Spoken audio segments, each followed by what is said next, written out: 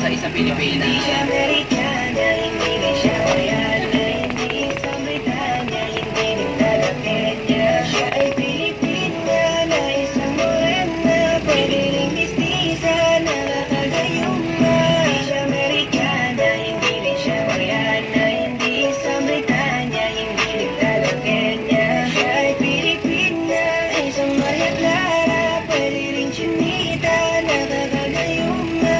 Kanilang sa alam, huwag ka na mapamahalan, makipalalayo. Kung nandito naman sa tabi mo ang magpapaligaya at siya ang bubuo. May napangarap, imposibleng hindi ka sa kanila magkagusto. Di ka makakahanap na katulad nila sa palong mundo. Di ka ilangan mag-out of town, sa ganda nila mula up to down. Rooties, Pilipina, white or brown, talaga naman swabe like a sound. Walang sabit, walang bakit, pag lumapit, kakaakit, parang langit ang imahit, pagkagamit, ang ngiti niya, talaga nakakaalit, halit.